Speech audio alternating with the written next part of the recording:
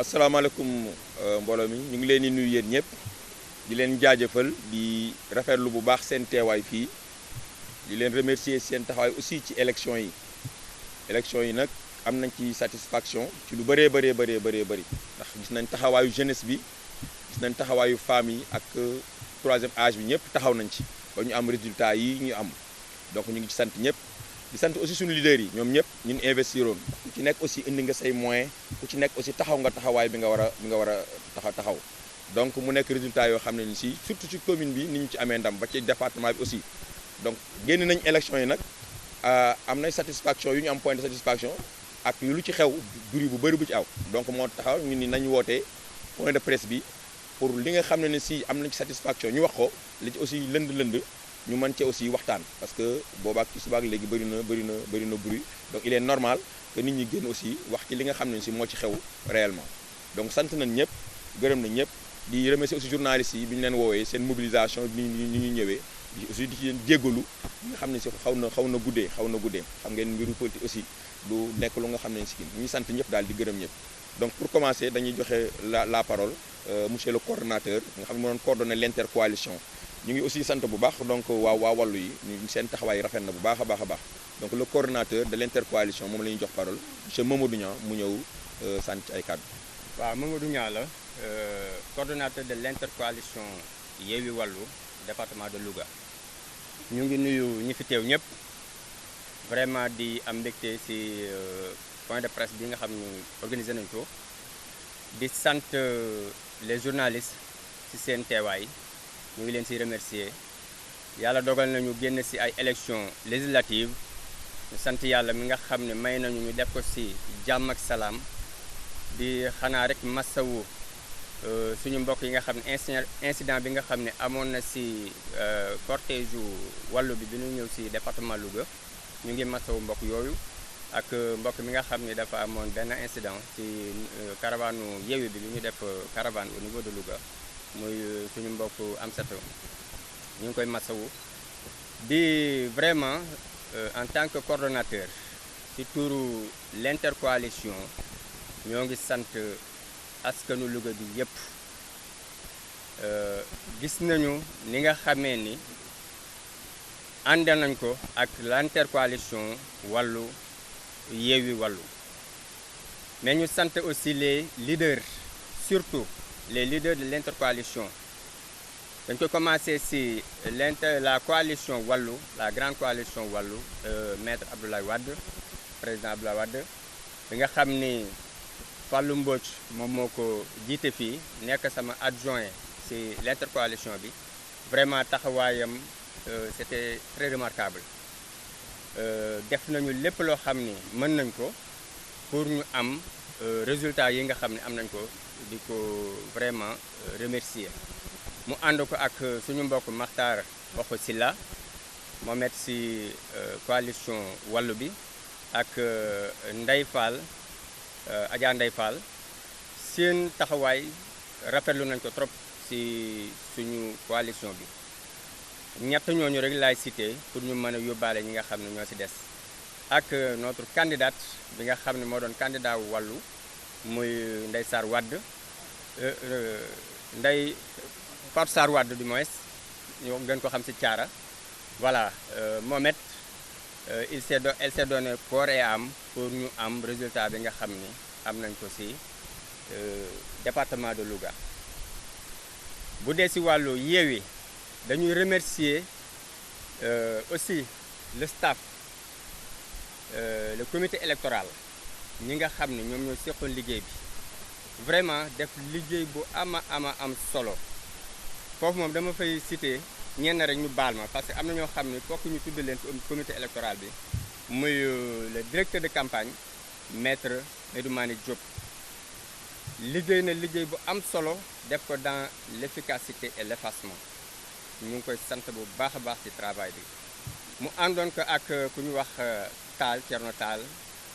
doyen Gora Gueye Ahmed Sow vraiment Mor Gueye Niang bokk yëpp ñoom Thiam vraiment ñu ànd ci liggéey bi def ko liggéey bu extraordinaire ñu ngi leen ci sant bu baax a baax di sant le coordonnateur de Taxawu ou bien la coordonnatrice de Taxawu dans le département de Louga muy Adja Lika Diaw taxawaayam rafet na waa Taxawu vraiment lépp loo xam ne seqoon nañ ko ak coalition pour ndam am def nañ ko bu dee ci wàllu mobilisation bu dee ci wàllu fond tout ils l'ont fait di sant aussi le coordonnateur ou bien le secrétaire général du PUR ñun ñooy le secrétaire général mais Ahmed Sow mënu nekkaloon ici à Louga ñu ngi koy sant ci taxawaay yi nga xam ne def na ko ci coalition bi le PUR moom je crois que li ci Sonko seede rek au niveau national loolu la ñuy firndeel parce que loolu moo am aussi à Louga lépp loo xam ni waroon nañ ko taxawee le PUR desu ci gannaaw donc ñu ngi leen di sant bu baax a baax ci seen taxawaay di sant aussi le coordonnateur de Pastef mu Aline Fall mu yóbbaale tout le Pastef ñu ngi leen di sant seen taxawaay rafet na foofu dinaa ci def benn point rek ma taxaw foofu parce que dafa am la presse Afrique dafa def benn communiqué ni Aline Fall dafa disparaître après les élections des choses comme ça ñu xamal leen ni loolu c'est archi faux parce que Aline Fall moo nekkoon suñu représentant dans la commission moo nekkoon suñu représentant dans la commission régionale de recensement des votes au niveau du tribunal. Il a fait un travail extraordinaire là-bas bi mu paree indi nañu résultat yi vraiment ñuy wax loolu li ñu wax teguñu ko fenn ñuy sant le coordonnateur de FSD/BJ te Thierno Tall représenté leen fii Tall moom vraiment mention spéciale moom it li ma wax ci maître Diop rek moo nekk ci moom day liggéey mais day effacé wu te loolu moo valable ci tous les leaders de la coalition ou de l'intercoalition Yewwi Wallu vraiment waaw ñu ngi leen di sant bu baax a baax a baax di sant le coordonnateur de AMS muy doyen Lamine Gueye nekku fi woon mais Bassirou Gueye bi nga xam ne moom mooy frère am représenté na ko fi dignement sur tous les côtés ci taxawaay yëpp vraiment ànd nañ ko ak ñoom ci àndin bu rafet di sant aussi le coordonnateur de grand parti muy doyen docteur Lo vraiment moom it danañ ko sant taxaw ci moom parce que nag boo xoolee coalition bi mën nañu moom mooy mag mais effacement conseil yu baax la lay jox effacé wu vraiment docteur Lo amuñu seen fay di sant aussi le coordonnateur de PRP bu Déthié Fall Mor Gueye ñaar teewal leen fi moom it nekkoon ci liggéey bi jàpp ci dem ci à fond vraiment ñu ngi koy sant lu bari mais di sant Sidi Diop benn mouvement citoyen la amoon vraiment ñëw ànd ci coalition bi fekk ci ñu mais mel na moo ñu ko gën a mën a bëgg vraiment ba résultat yi ñu am loxoom ci biir ñu ngi koy sant bu baax a baax ak képp koo xam ni jàppale na ko ñuy sant aussi Souleymane Jules Diop voilà moom it vraiment def na liggéey bu extraordinaire ci taxawu bi en tant que journaliste voilà donc ñu ngi koy sant ñu ngi koy gërëm ñu ngi sant di beral sant nag nos candidats muy Mansour Sour vraiment le candidat tête de liste su fekkonte ne taxawaay rek mooy tax a gagné kenn waxatu ko mais nag gagné nañu on a gagné parce que boo xoolee résultats yi nga xam ne la coalition l'intercoalition Wallu Yewwi Wallu moo gagné dans le département de Louga donc grâce à sa détermination engagement am taxawaayam vraiment da ngay dem ba mujj da nga koy sax ñewante vraiment Mansour ñu ngi lay sant bu baax a baax ñu ngi lay gërëm ci taxawaay bi vous avez mérité d'être candidat tête de liste de la coalition Yewwi Askan Wi au niveau du département de Louga mu àndoon ko ak Fatou Sarr Wade comme ni ma ko waxee sànq moom it fépp fu Mansour di dem ànd na fa ak moom léegi la ñu séddali ko ci département bi pour mën a couvrir tout le département ñu man a dem fépp donc Fatou Sarr vraiment ñu ngi leen di sant bu baax a baax ñu ngi leen di gërëm di sant Abdoulahad Ndiaye Abdoulahad il était mais ñuy sant la dame de fer soxna Fatou Mama Lo ñu gën ko xam Fatou Lo était candidate aussi taxawaayam rafet na trop waa PUR accompagner ko aussi la jeunesse de PUR tous les femmes du PUR accompagner ko ci liggéey bi vraiment vous avez mérité ñu sant defe naa ni loolu sant gi moom ñëpp parce que booy lim fokk nga am ñoo bàyyi mais ñëpp nañu xam ni coalition l'intercoalition Yewwi Wallu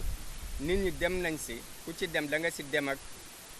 cœur ouvert da nga si dem ak détermination moo tax ñu gagné le département de Louga résultat yi ñu fi am ñoom xam nañ ni Macky Sall ak Benno Bokk Yaakaar ñoom xam nañ ni département de Louga wan na leen ginnaaw résultat yi wane na ko chiffres yi wane na ko boo totalisé boo ajouté li nga xam ni erreur de vote la si waa Wallu muy 2900 et quelques voix boo ko tegoon si Yewwi Askan bi kenn waxatu ko kon dañu koy gagné largement foofu tamit dinaa leeral ni résultat boobu nga xam ne Wallu am na ko si département bi les responsables duñu ci dara wax dëgg yàlla lépp loo xam ne communication la woon lu ñu war a def fépp fu ñu dem communiquer nañu lu ñu mën pour nit ñi mën a yeewu voteel Yewwi Askan mi dans le département de Louga mais toujours en est-il que communication moom am na màgget yoo xam ne ñoo nga seen kër loo wax duñ ko xam te bu ñu gisee photo Abdoulaye Wade dañ koy voteel loolu moo waral peut-être résultat yi demee noonu mais nag ñoom duñu ci dara voilà donc loolu il fallait que ñu préciser ko ñu ngi sant ñëpp di sant askanu Louga yëpp nag le département de Louga particulièrement la commune de Louga ak commune yi nga xam ni Yewwi Wallu am nañ fa victoire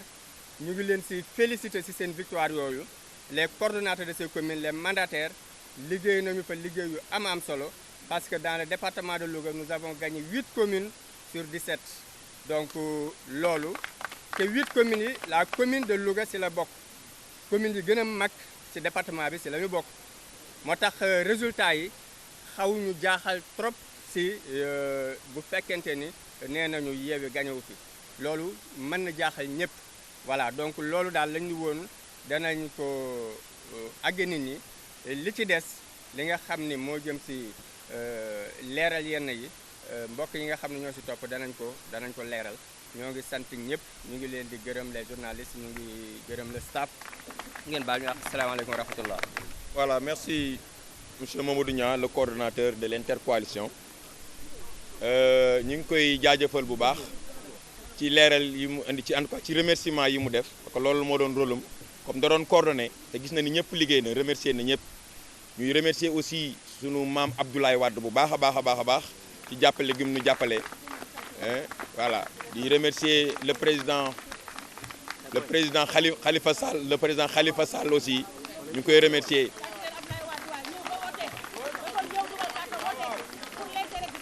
le président Déthié Fall aussi ñu ngi koy remercier Maymouna Bousso ak ñuy remercier aussi Cheikh Tidiane comment dirais Thierno Cheikh Tidiane Youm bu PUR ci taxawaayam waa PUR yëpp ñu ngi leen di remercier di remercier aussi le président Ousmane Sonko ñu ngi koy remercier bu baax a baax ci taxawaayam parce que du woon candidat mais il a sillonné ànd ak leader yi yëpp jaar ci dëkk yëpp donc campagne bu baax ñëw jàppale ñëpp donc ñu ngi remercier aussi ñëpp ñi nga xam daal def nañ donc l'intercoalition Yewwi Wallu bi nga xam tey moo indi résultat yi te ñuy ñaan mu wéy ba présidentielle 2024 ñu mën a am ndam ci kàttanu yàlla incha allah voilà donc bu loolu weesoo ñu ngi jox donc suñu frère Fallou Mbodj parole au nom donc de Wallu. asalaamaaleykum mbooloo mi man la Fallou Galas Mbodj le plénipotentiaire bu Wallu au niveau département de Louga dama am temps de parole bu ñu ma jox waaye temps de parole bi ma jox bu ma nuyoo ba sant dama bëgg ngeen may ma comme dama amoon candidat bu Wallu ñaari candidat benn candidate ak benn candidat ngeen may ma jox sama frère Matar Uqa Sylla mu àggale ko te bu ma nuyoo ba pare muy sama candidat.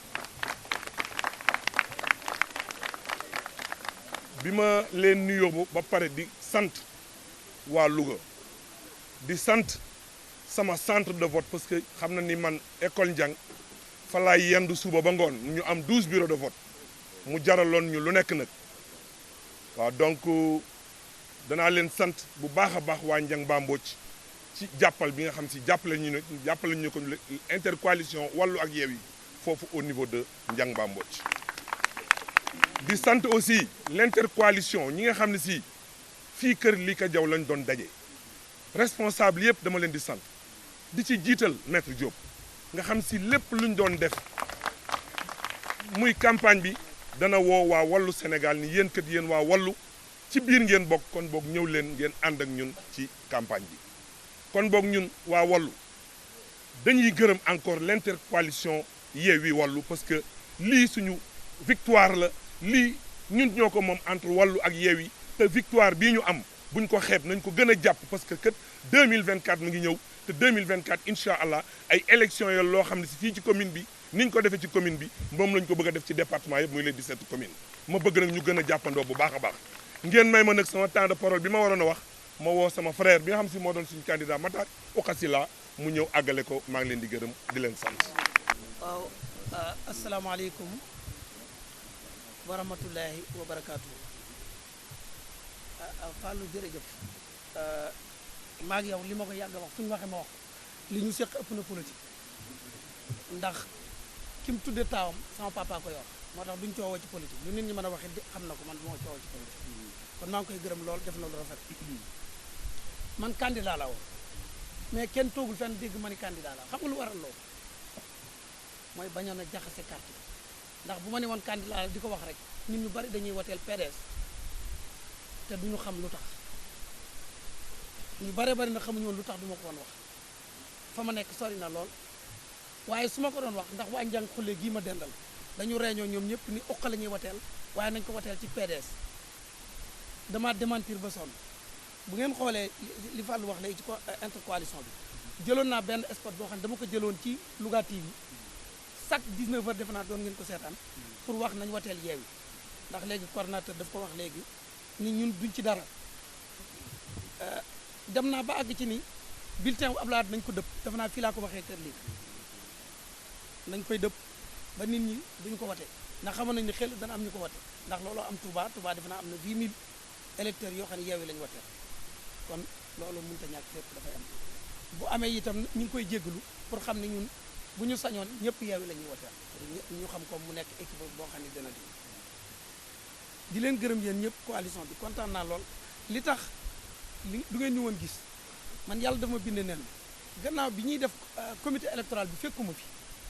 dafa ma fekk France Fallou moo ñëwoon sama place pour bañ bi ñëw di indi confusion ci biir yëf yi moo taxoon du ngeen ma woon gis mais man ku ma xam ni lépp luy tàqale ay nit du ma ca doxal mais dama fekk comité électoral bi ñu koy def maa nga ca France Fallou moo ñëwoon à notre place kon ñu ngi koy gërëm ci loolu moo yoroon loolu lépp dégg ngeen wax na ko kon maa ngi koy doole di ko gërëm te wax leen ni yéen waa Yewwi ànd nañ ci ànd bu rafet dafa naa ni amul lenn luñ def lu bon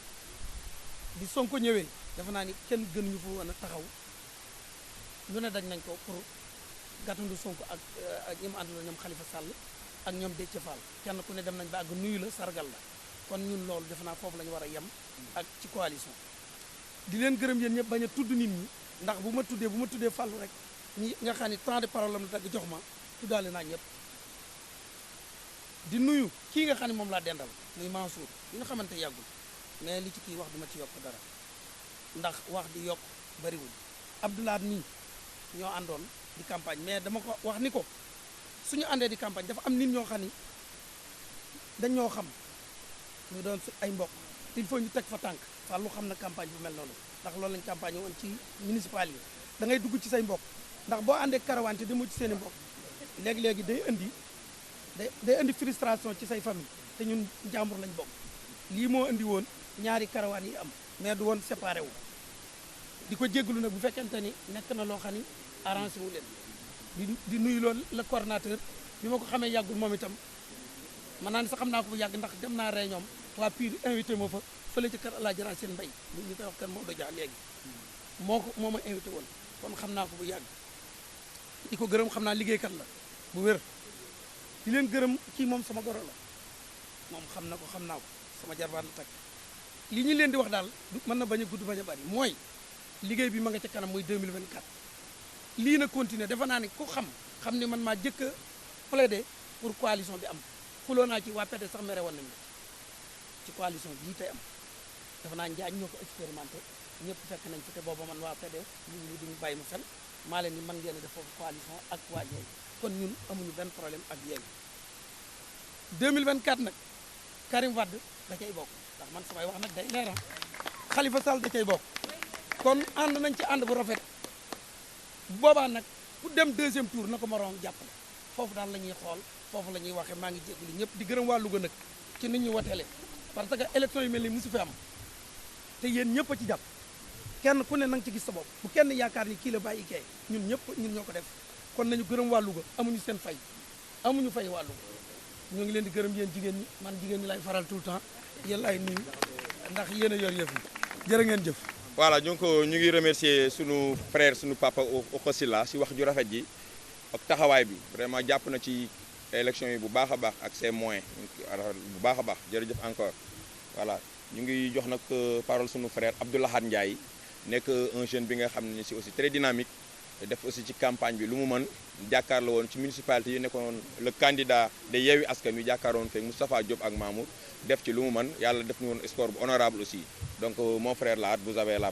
parole. merci beaucoup merci waaw asalaamaaleykum wa rahmatullah mbokk yi ñoo ngi leen di nuyu kenn ku nekk ci turam ak santam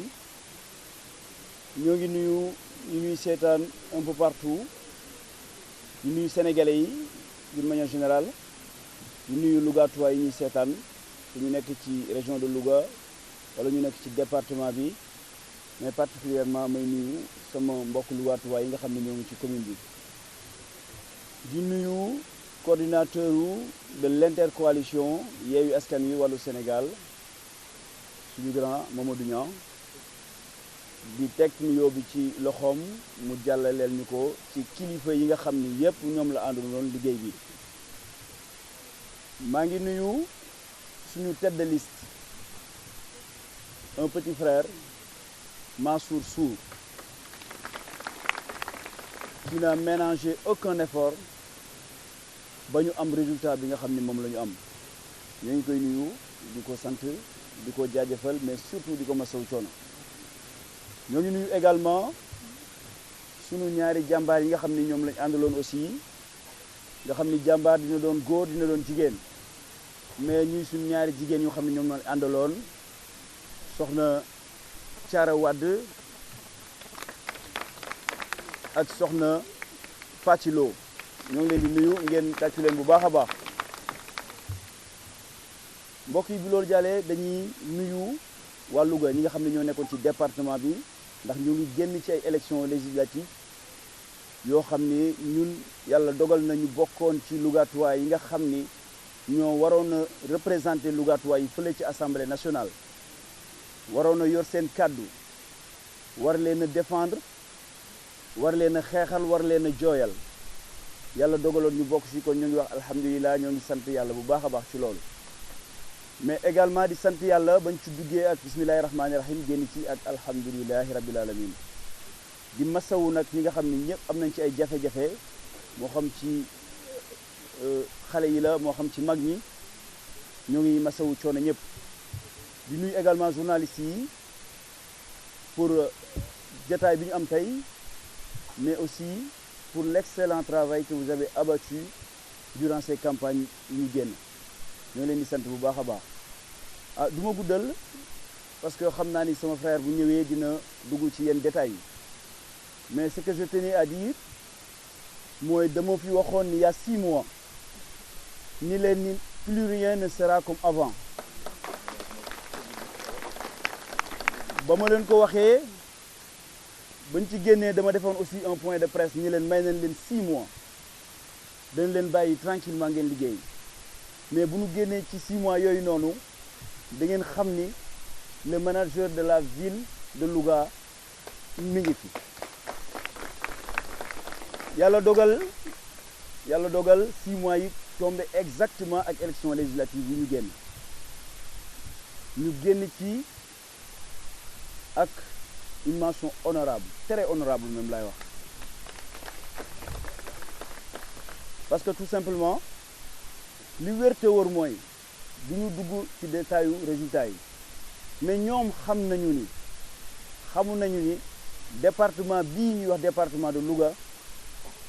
opposition moo ko moom à partir de tey jëm ilaa yawmi diin ndax yàlla dafa dogal ni ñoo ngi doon jongante fii ci commune bi particulièrement man ma newoon fii féete fii ak ku ñuy wax le maire Moustapha Diop xale xaalis bi ñu jàmmarloo ak moom dañu ko woon yaay xale xaalis mais dinañ la indil xale xam-xam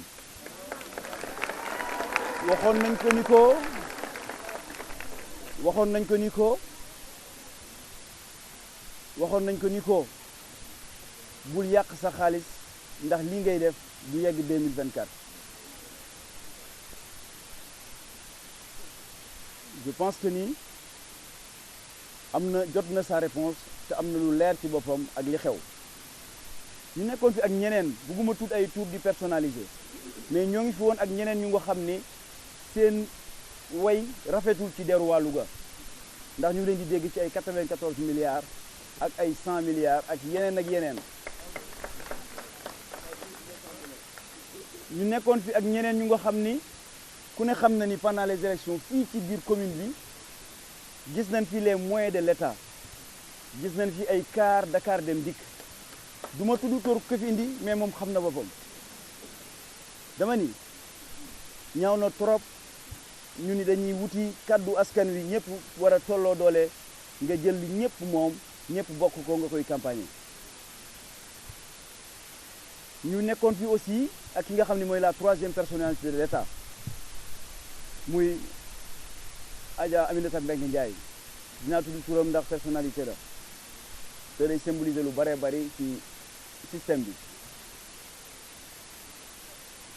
moom it bugguma dugg ci ay déboiram ndax jaru ko ndax lugaatuwaay yi xam nañu te réponse bi leen lugaatuwaay yi jox doy na pour ñu xam ni Louga doynal nañ ci ñoom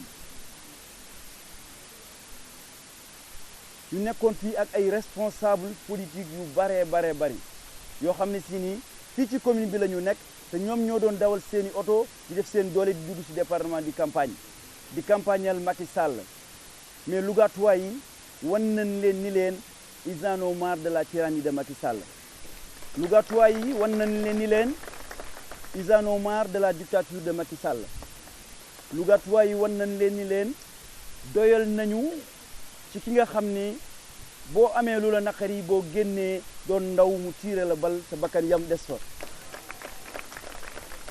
lugaatuwaay yi wan nañ leen ni leen aussi surtout dootuñu nangu ku leen di campagne ak ku leen di jox alal joo xam ne ñëpp a ko bokk nga jël ko di ko pasaree loolu mu nekk lu ñuy ñaawlu li am Louga amul fenn nga baal ma Mansour mais li am fii ci commune bi amul fenn moo tax metti woon na lool fii ci commune bi moo tax bala may passé foofu damay sant particulièrement sama directeur de campagne bi nekkoon ci commune bi muy Ndiak Sarr bu nga xam ni moo àndoon ak la jeunesse issue de nos rangs de Pastef àndoon ak la jeunesse battre campagne fii ci biir commune bi ba ñu defal leen li ñu leen defal honorable dama bëgg wax ni mën nañ la woowe honorable parce que tout simplement ñun waa Louga jël nañ suñu kàddu joxoon la ko ndax yaakaar naa ni avec tous les moyens avec toutes les dépenses yu ñu def ci biir commune bi amu ci kenn koo xam ne si nii gagné nga sa centre de vote amu ci kenn koo xam ne gagné nga sa bureau de vote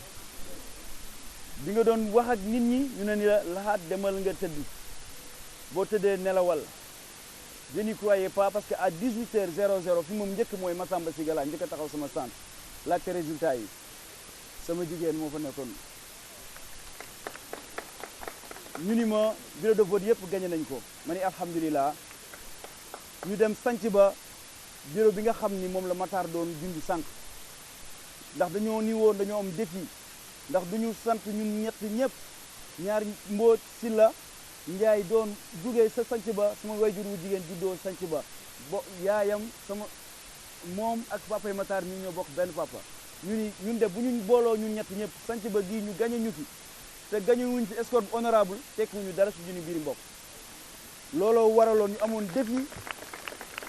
sanc ba ñu def ko nañ ko def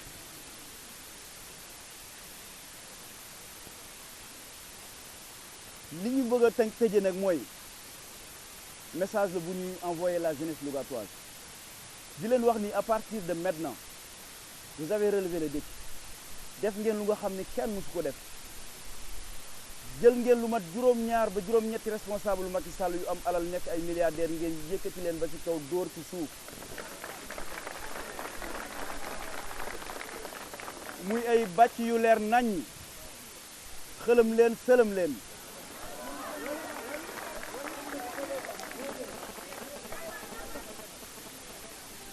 waaw xale yi nee nañ ñu ni ñafal dama ko ñem sama leader Ousmane Sonko daf koo wax moo tax ma ñeme koo wax donte kàddu yi xam naa ni teggin yi des na ñoo ngi ciy jégalu waaw Manaral Houda particulièrement foofu dafa am lu ñu ci bëgg a wax foofu moo doon QG moo doon base u le maire Moustapha Diop moo doon seen base ñoom ñëpp ay mbana la fa togg ñu yendu fa ak i waa këram amul benn bureau de vote bu mu ñu fa gagné kon xam ngeen ni la jeunesse foofu lay tëjee grand Thiam nga bal ma ndax kat yi xaw na gudd mais di wax ak la jeunesse lougatoise di leen wax ni comme def ngeen li ngeen def ba noppi bu loon nangooti benn politicien bu duggati seen quartier yi di woo sunu yaay yi wala sunu mag yu jigéen yi di leen naxee lu ñuy wax lal basang wala ñu leen di naxee lu ñuy wax financement fexe leen ba képp ku ñëwati dans vos quartiers qu'il vous présente un programme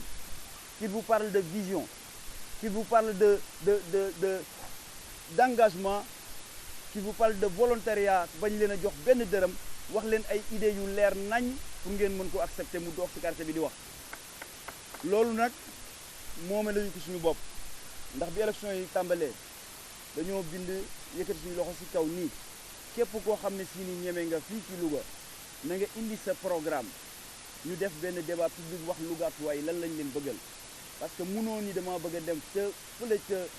suñuy assemblée nationale ni damay teewal Lougatois yi ba noppi jàkkaarloo ak ñoom wax leen li ngeen bëgg ci ñoom kon nag ñooñu nga xam ne si ni bi ñu leen woowee ñëwuñu ñoo ngi leen di xamal di tëje foofu di leen wax ni li xew Louga ku ne xam na ko danañ ci ñëw dans les détails mais bu leen seen ngor mayee ñoom ñu dem assemblée nationale sur la base de la tricherie ci ay tappale ni ñooy teewal Lougatois yi ni ñooy wax ci seen kàddu te seen yaram dawul bu leen ko seen ngor mayee nan jël may nañ leen ko te xam ni te sax jeunesse bi nee na may ñu leen dara kon ma ngoog waxi kon ñu tëj ñu jeexal non dama ni non waxi xam nga fii ma jeexal s'il te plaît xam nga fii njàmbur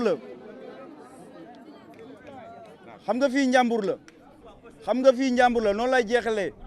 fii njàmbur la li tax ñu tudde leen njàmbur mooy kenn musu leen moom ay hommes libres ñoo fi nekk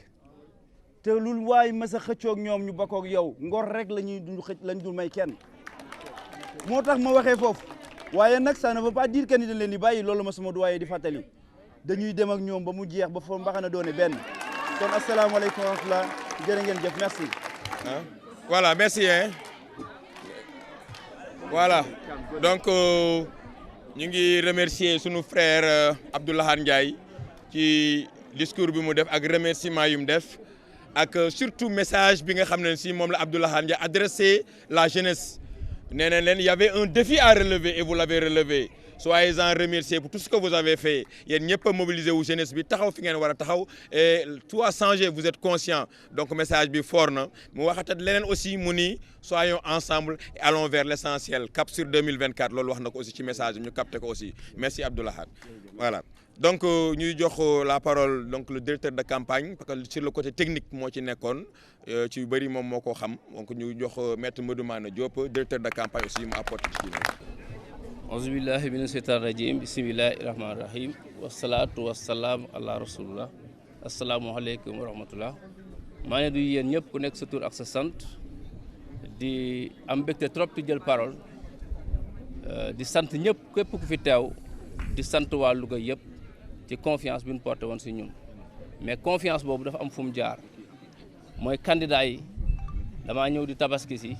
ñëw fii réunion ci buntu permanence su taxawu à l'unanimité ñu ne ma yow yaay nekk directeur de campagne loolu nag dafa am lu ko sabab mooy sama frère Abdou Lahad Ndiaye moom moo proposé sama nom bi mu ko proposé les candidats ñoom ñëpp ñu ànd si donc frère maa ngi lay remercier di remercier sama frère Mansour Sour di remercier soxna Fatou Sarr Wade di remercier Fatou Lo ndaxte confiance bu rëy la nga ñëw dama naroon tabaski delluwaat Dakar ñu ne ma yaay nekk su directeur de campagne j'étais obligé de rester demaat jël samay bagage ñëwaat àggale liggéey bi ndax confiance dafa am solo nit ki bu la ay nit wóoloo desatul la dara donc lu mu la jaral lu mu nekk lu mu leen jaral benn war na jaral fukk moo taxoon aussi ñu xaar si suñu tànk tubéy nekk si campagne bi ma nëgëni waaye liñ doon liggéey donc li may wax sama discours pratiquement remerciement lay doon premier point bi deuxième point bi ñu def un peu l'appréciation des résultats de façon sommaire parce que comme résultat provisoire la mënuñu si xuus bu baax mais comme aussi on a des données techniques yoo xam si mën ko apprécier ñu def une première appréciation en attendant ñu am résultat définitif yi donc code de remerciement damay commencer ci ki nu dalal mi sunu yaay maire Lika Diaw parce que vraiment du premier jour ba tey lépp waxuma la locaux yi ñu jox waxuñu la mooy mettre à notre disposition waaye lekk sax danaan du ngeen ko wuti fenn moo koy joxe. ñu gën a garaaw da ngay nekk di liggéey nga siggi mu ne la ataay ji pare na te mag moom mu ataay ko tegal la ne la ataay ji pare na kooku loolu dafay doon def exemple ci ñun ñi nga xam ñoo ko féete ndaw pour ñu wàccee suñu bopp woyof ndaxte maire Lika loolu la ñu jàngal ci campagne bi nit doomu aadama quel que soit sa ndomba tànk na nga woyof pour ma ànd ak nit ñi c'est très important. loolu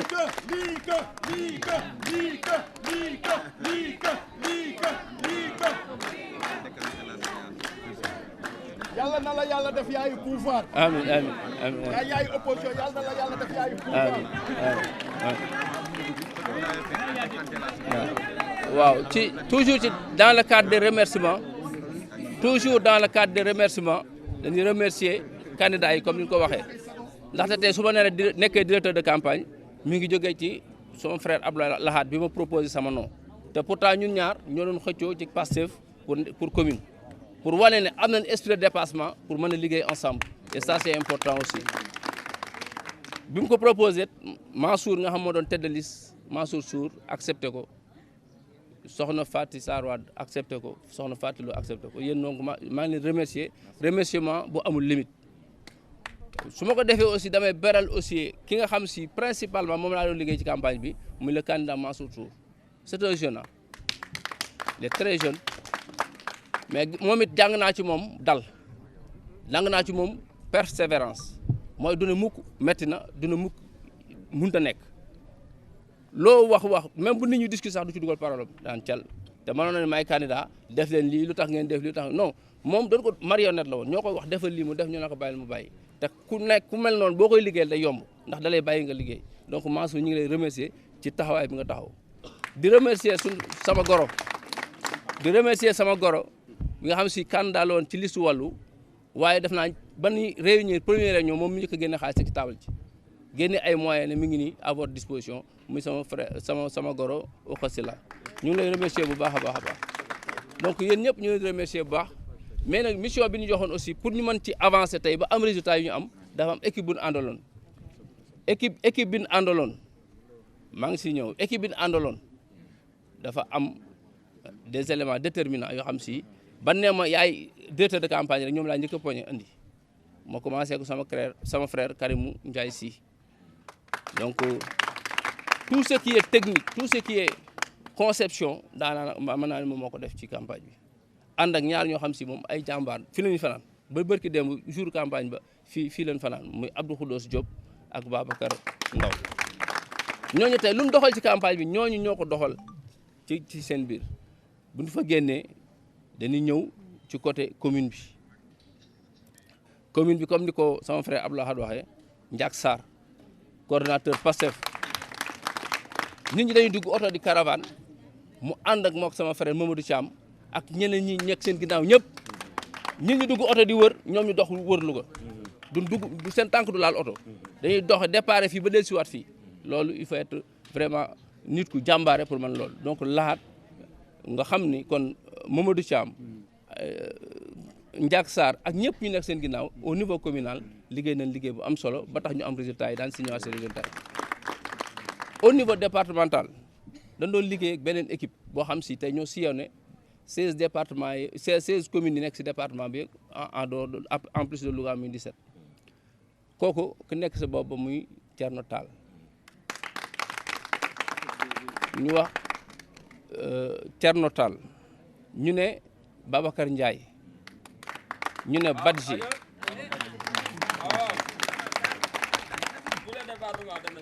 waaw ñu ne Badji ah ñu ne Alioune Badara Diakhaté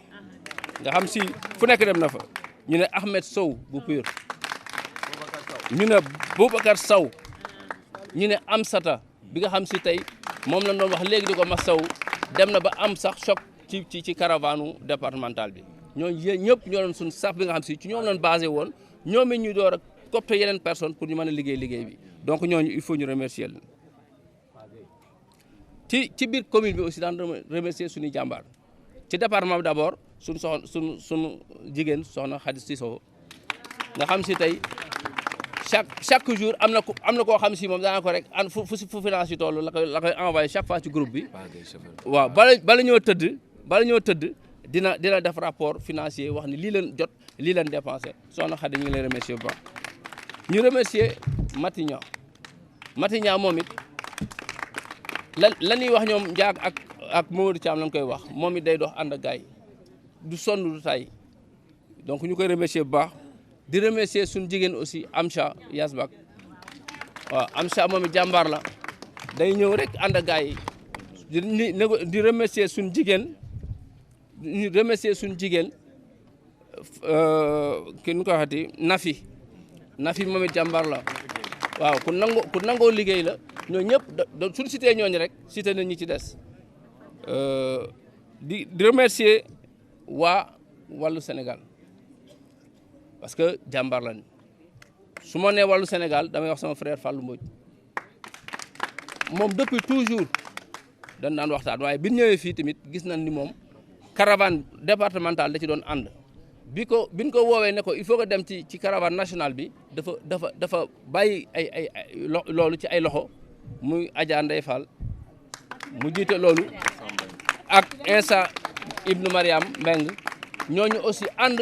seen oto la ñuy jël ñoo ci def seen carburant ànd ak caravane bi fu ñu dem ci département bi ñu taxaw ñooñu aussi jàmbaar dëgg la waaw donc bu ñu remercier ñoo ñëpp ba pare ñu remercier population lougatoise di remercier population lougatoise biir Louga ak li ko wër yëpp parce que commune Louga gis ngeen résultat yi ñu fi am mais résultat yooyu yemul ci Louga dañ ci ñëwaat am na commune yoo xam si yëpp yu wër nañ Louga gagné nañ ko mais même yéen gagné wul am na ay jàmbaar yoo xam si liggéey nañ fa liggéey bu rafet donc dañuy dellu remercier waa Louga yëpp li mu wax Gora Gueye c'est le plénipotentiaire tout le travail technique bi nga xam si moom lañ doon def au niveau pendant le vote avant et après yooyu yëpp moom moo ko coordonné di remercier aussi ñi nga xam si ñoo àndal ak moom parce que amoon nañ problème logistique au départ chaque jour ñu bëgg a dem caravane mu tëñu tax ñun dañ doon taxale amuñu woon xaalis bu ñuy talal dañ doon taxale dañuy xëy oto bu ñu teg sono bi sax duñ ko am ñuy taxale ba benn jour sama benn frère Mamadou Lo dëkk Sandiaba Sud jox ñu otoom non seulement dafa ñoo jox otoom mais dafa ñëw ne maa leen dawal ba campagne bi jeex kooku amul lu ko fayee oto boobu la ñu jël di ci teg sono di ko yóbbu ci département bi yëpp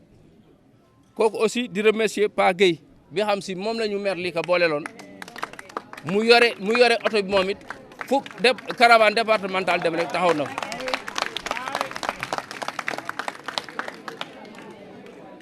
di remercier aussi Issa Gaye bi nga xam ne moom it chauffeur la ah Iba Gaye pardon di remercier Iba Gaye bi nga xam si moo àndoon ak monsieur le maire nga xam si fépp fu nu war a taxaw rek taxaw na fa moom it ñu remercier ñooñu ñëpp bin defee remercier maa yooyu parce que aussi liñ am dafa rëy parce que comme ni ko sama frère waxee yeneen orateurs yi jiitu wax ko gagné Louga kenn yaakaar woonu ma nangu ndax liñ fi tuur ci xaalis ak résultat élection locale yi passé nga xam si ki gagné woon dafa yaakaar ne moom Louga tey ñu ñëw renversé ko en 6 mois loolu c'est méritant donc ñu remercier waa Louga yëpp yu ànd ak ñun loolu noonu ñu ko renversé noonu la ko Bassirou jiite délégation ñu renversé ko Ngidi la noonu la ko renversé Ngën Sarr noonu ko renversé Kell Gueye ainsi de suite daan ñëwaat ci yooyu leew na yooyu yëpp yoo xam si élection yi passé rek dañu gagné woon largement tey ñu ñëw wëlbati ko donc loolu ñu remercier population yi nga xam si ñoo ñu permettre loolu donc deuxième point bi nga xam si moom la ñu évoqué mooy appréciation wu élection yi parce que élection yi biir Louga moom leer nañu on a gagné avec plus de 2000 voix ici à Louga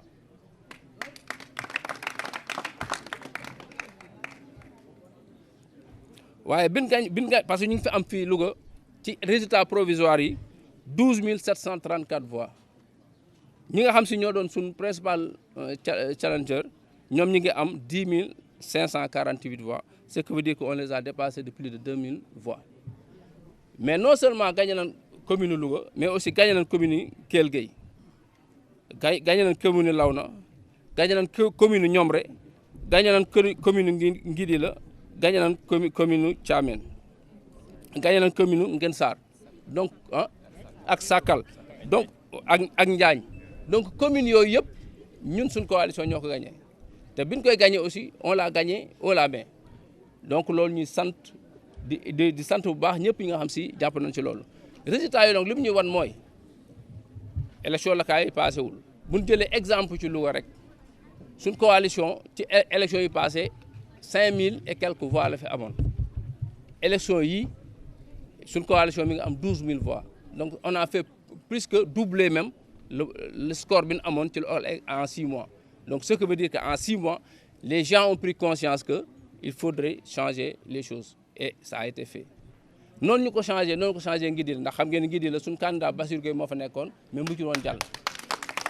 waaye élection yi wëlbati na ba gagné noonu ko defee leew na neen ko defee feneen suñu candidat bi nga xam ne moo doon tête de liste moom il avait gagné haut la main à Njaañ et il a répété ça tous les bureaux à Njaañ daf ko gagné waaw donc loolu muy wane rek état d'esprit bi nga parce que ku ne woon avant élection yi daan def loolu nga weddi ko te comportement yi daf ko wane parce que kenn yaakaaru woon ni Louga kii kenn mën na ko gagné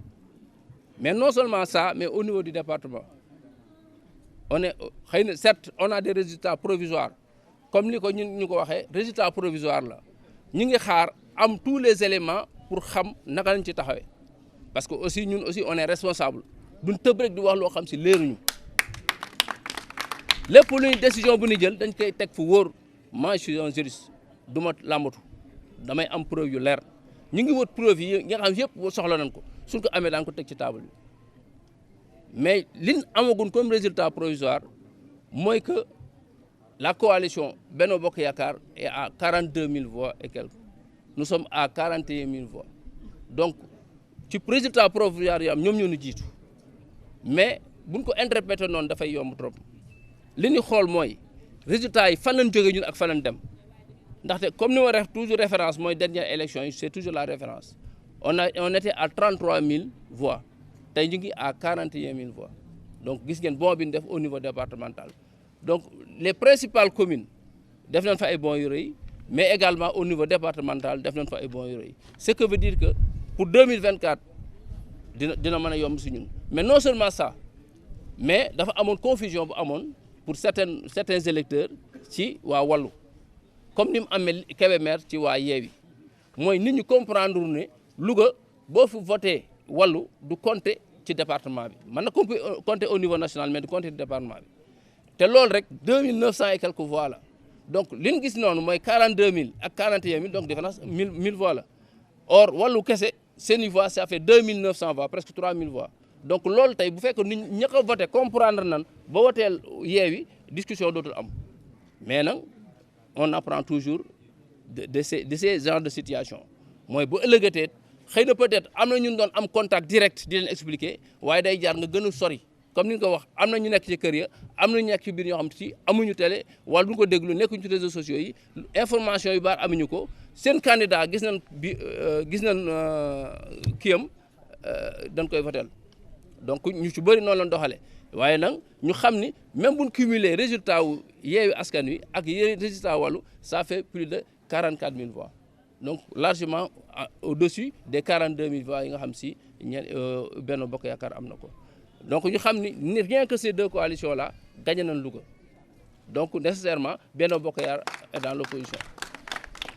donc Benno Bokk Yaakaar est minoritaire maintenant à Louga loolu nag duñ ci yem dañuy ñaan ñëpp liggéeyaat liggéey nag doo xaar ku la ni kaay bokk si da nga ci boole sa bopp parce que ñun ñii ñu ci bëri noonu lañ def xaar ñu ku ñu woo doonoo ñëw bokk képp ku fi nekk nga xam ni combat bi sa combat la koo mën a convaincre ba mu ñëw fekk si ñu convaincre ko koo mën a convaincre ba position ba amoon si ñun mu maintenir ko nga convaincre ko de sorte à ce que en 2024 suñuy gagné ñu gagné largement su coalition bi continuer xayrul bu continuer wul aussi comme ni nga ko wax les candidats de l'opposition vont décider que ku dem premier deuxième tour ñëpp moom la ñu àndal bu ko defee ñu gagné largement les élections incha allah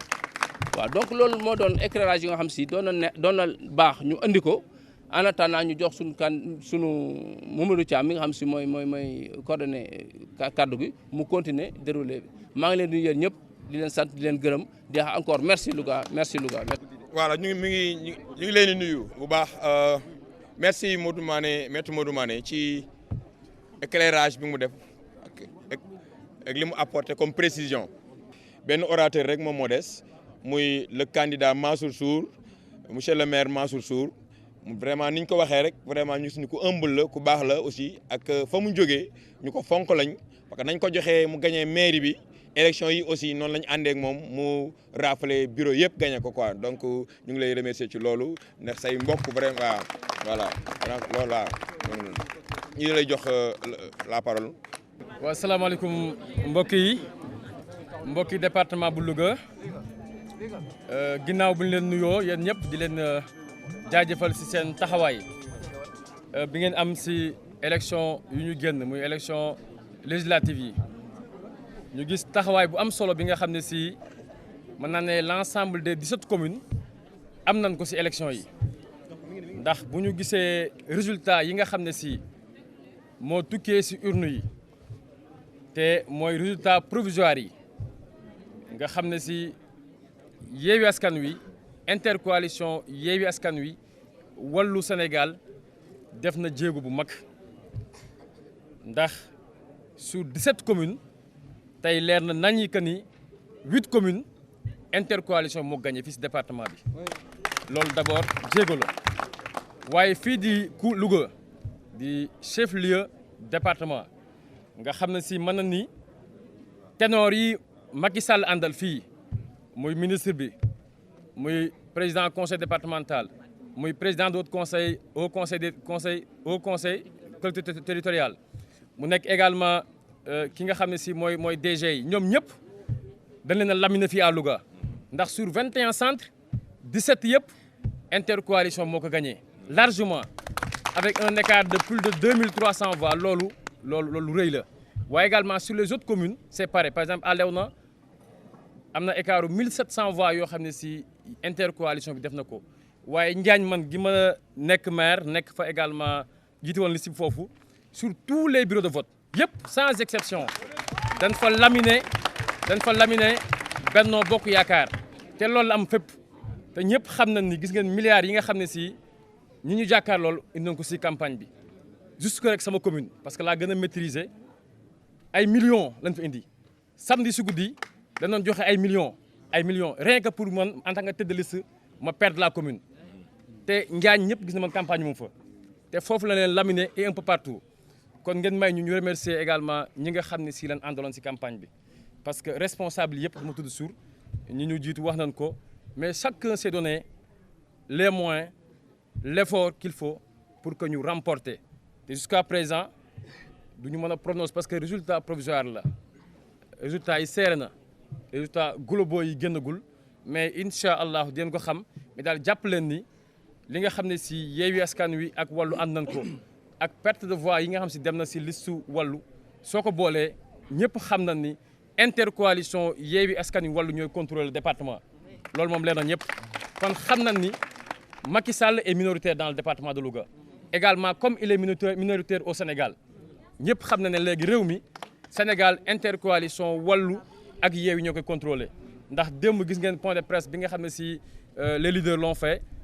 estimation yi ça nous donne plus de 83 voire 84 députés kon le parlement est entre les mains de Yewwi Askan Wi wàllu Sénégal te loolu le département n'est pas en reste ndax fu ñu dem bay tudd 41 000 voix voire plus jàppal na ñoom ils ont contribué dans ça kon département bi yéen ñëpp ñu ngi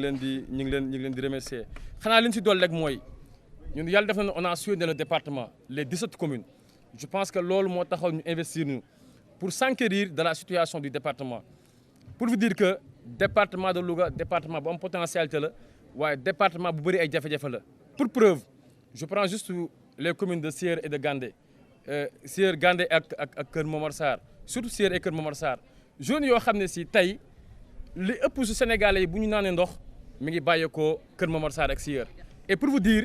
que y a des villages fu mel ni Foss fu mel ni Tëdd Biti ñoo xam ne si sax du naan ndox te dex bi mi ngi à 300 mètres de chez eux loolu yaakaar naa ni gàcce la si département bi waaye gàcce la si Sénégalais yëpp kon loolu injustice boo xam ne si département de Louga bi mi ngi koy dund également si wàllu yoon ñëpp xam na ni les communes de Sieur et de Gandé mënoo fa wàññi benn mètre ou kilomètre de route si rang ngay jaar des fois sax ñun dañuy réer bi ñu doon campagne da ngay daw ba tu te perds parce que da ngay daw benn village ak moromam ça fait 20 kilomètres tu te perds loolu muy situation bi nga xam ne si yaakaar naa ne département bi mérité wu ko waaye population bi mérité wu ko également soo demee si commune yu mel ne Mbédiène c'est pareil un peu partout kon département bi taxawaay bi nga xam ne si moom doon xaar si état bi gis ñu ko kon nag waa département bi ñoom ñoo libéré seen bopp ñoo yeewi seen bopp et ñoom xam na ne incha allah fi ñu jëm si 2024 changement radical mooy am si réew mi te également département de Louga du si ginnaaw te ñii ñu seen i ndaw di seen i doom taxawaay bi si war den ko def kon daal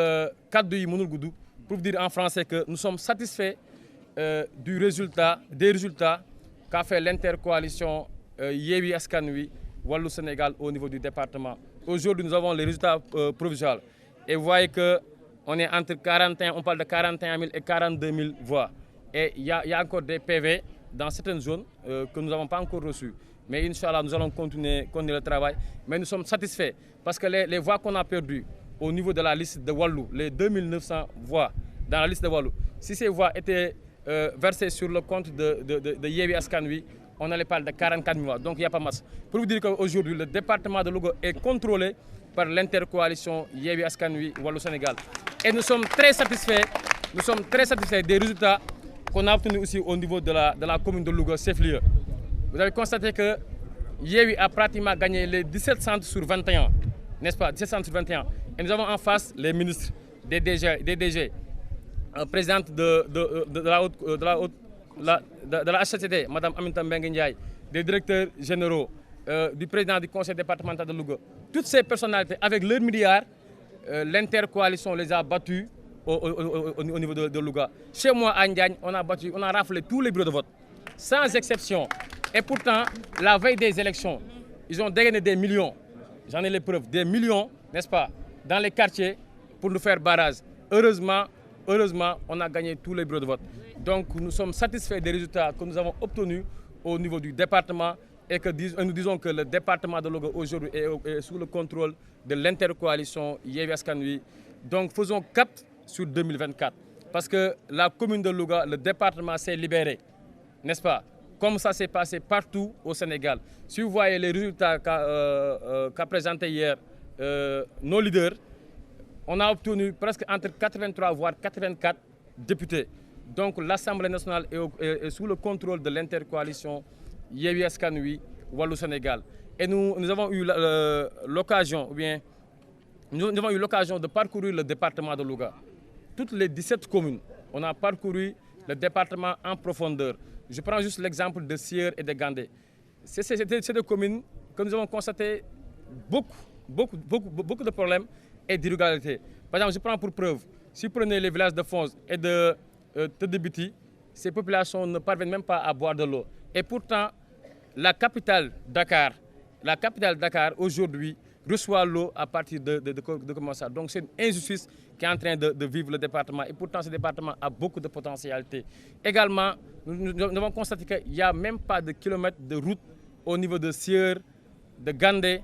également un peu partout à Kermonsar, mais également à Mbedjen. Donc voilà des problèmes que nous avons constatés. Et Inch'Allah, nous comptons apporter des solutions une fois que l'intercoalition, ou bien nous, l'opposition, nous parvenons à gagner le pouvoir en 2024. En tout cas, sur ces mots, nous remercions l'ensemble des responsables qui sont ici présents, les responsables de Wallu et de Yewwi, qui n'ont ménagé aucun effort pour que nous avons obtenu ces résultats vraiment qui sont satisfaits. Aujourd'hui, le département de Louga, la commune et l'ensemble des communes sont sous le contrôle de l'intercoalition Yewwi Askan Wi. Parce que si nous faisons le cumul, les voix que nous avons perdues au niveau de les 2900 voix, ajoutées aux 41 000 voix, nous sommes à 44 000 voix. Donc nous remercions sincèrement